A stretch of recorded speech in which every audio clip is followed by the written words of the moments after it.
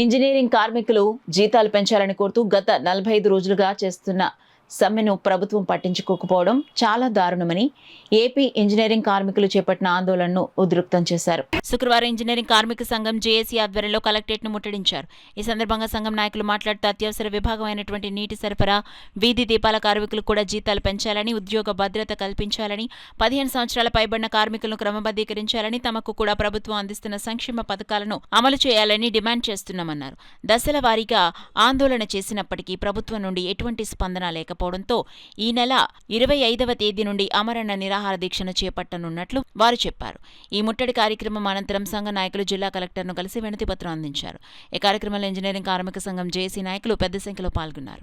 చాలా జీతంతో మా కార్మికులందరూ కూడా బతుకుతున్నారని దయవించి మా సీఎం చంద్రబాబు నాయుడు గారు, కొన్నిద్దరు పవన్ కళ్యాణ్ గారు, నారా లోకేష్ గారు, మంత్రి నారాయణ గారు కూడా ఈ విషయాన్ని గుర్తించుకొని ఇంజనీరింగ్ కార్మికులందరికీ న్యాయం చేయాలని మా యూనియన్ తరఫున మేము కోరుతున్నామని. ఎందుకంటే అందరికి నగరాల్లో అయితే పంచాయతీల్లో అయితే అన్ని దిక్కుల్లో కూడా మంచినీళ్ళు అనేవి చాలా విలువైనవి.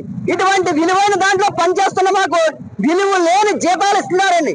ఎందుకంటే ఇందులో కూడా అందరూ ఎడ్యుకేటర్స్ అండి. ఐటీ చదివారు, ఫిట్టర్ చదివారు, డిప్లొమా చదివారు, బీటెక్ చదివారు.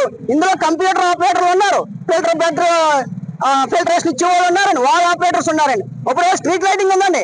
మొన్న మన పవన్ కళ్యాణ్ గారు 100 మందికి కిట్లు ఇచ్చి ఉన్నారండి. కానీ వాటర్ సప్లైలో కూడా ఎలక్ట్రిషియన్స్ ఉంటారండి.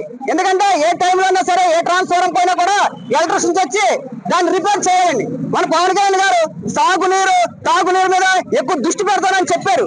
మేము తాగునీటిలో పనిచేస్తున్న సకాలంలో మంచి జీతాలు కూడా ఇచ్చుకోవట్లేదు. కాబట్టి దయవుంచి ఈ విషయాన్ని గుర్తించి డిప్యూటీ పవన్ కళ్యాణ్ గారు, సీఎం గారు గుర్తించి, చంద్రబాబు నాయుడు గారు గుర్తించి మాకు న్యాయం చేయాలని కోరుతున్నామండి. మా పని కనపడదు, ఎందుకంటే వాళ్ళు పొద్దున్నే చీపు పెట్టుకుని రోడ్డు మీదకి వస్తారు.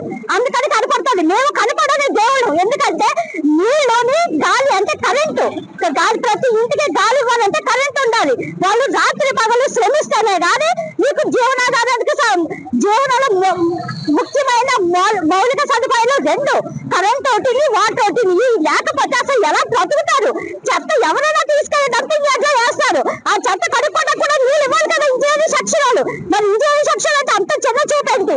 ఒకడే ఉన్నారా? నీళ్లు ఇవ్వాలి, కరెంట్ ఇవ్వాలి, భార్య బిడ్డ నిధులేసి పొద్దున్నే పోలు ఎక్కాలి. ఏ టైంలో వర్షం వచ్చినా, వరదలు వచ్చినా, పడిపోయిన చెట్లు పడిపోయిన, కొట్లు పడిపోయినా ఇంజనీరింగ్ సెక్షన్ వాళ్ళు కరెంట్ పోల్ సెక్షన్ కరెంట్ ఇవ్వాలి.